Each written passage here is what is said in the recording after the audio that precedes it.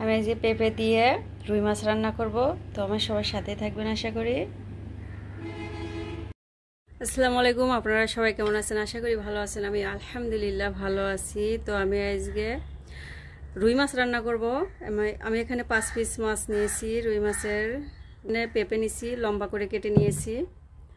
কাটাটা আমি দেখাইনি। তো আমি মাছটা ভেজে নিব, এই জন্য আমি এখানে পরিমাণ মতো লবণ দিয়ে দিচ্ছি, হলুদ গুঁড়া দিয়ে দিচ্ছি, মরিচ গুঁড়া দিয়ে দিচ্ছি। আমি এখানে সরিষার তেল অ্যাড করে দিচ্ছি।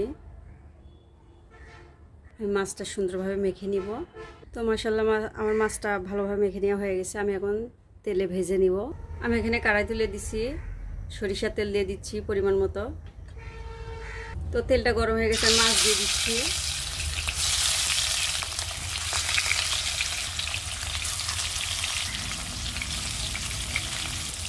তো মাছটা আমি উল্টে দিচ্ছি।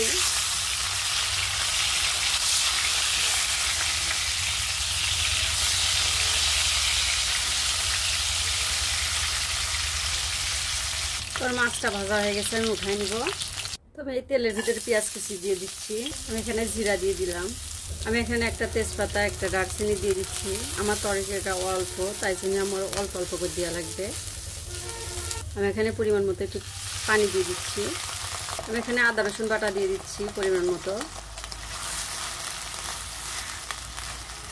স্বাদ মতো লবণ দিয়ে দিচ্ছি, পরিমাণ মতো হলুদ গুঁড়া দিচ্ছি, শুকনো মরিচের গুঁড়া দিচ্ছি। আমি সমস্ত মশলাগুলো ভালোভাবে কষে নিব।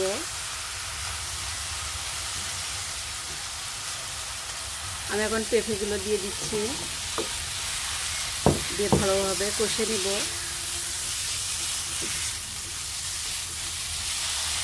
আমি অফ ক্যামেরায় অনেকক্ষণ ধরে কষে নিচ্ছি। তো আমার ভালোভাবে কষে নেওয়া হয়ে গেছে। আমি এখন পানি দিয়ে আর এখানে পরিমাণ মতো পানি দিয়ে দিচ্ছি।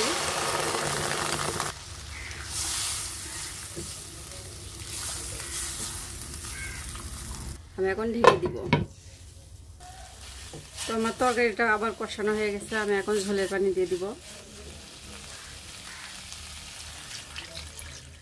তো বলক না আসা পর্যন্ত ঢেকে দিব।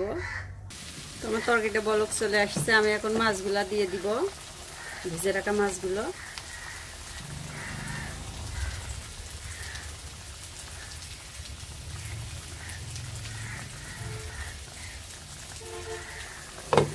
না হওয়া পর্যন্ত আবার ঢেকে দিব। তো মাশাআল্লাহ দেখেন আমার তরকারিটা পেঁপে দিয়ে রুই মাছের তরকারিটা হয়ে গেছে। আমি এখানে জিরা ভাজি গুঁড়া অ্যাড করে দিচ্ছি। তো সবাই ভালো থাকবেন, সুস্থ থাকবেন। আসসালামু আলাইকুম, আল্লাহ হাফেজ।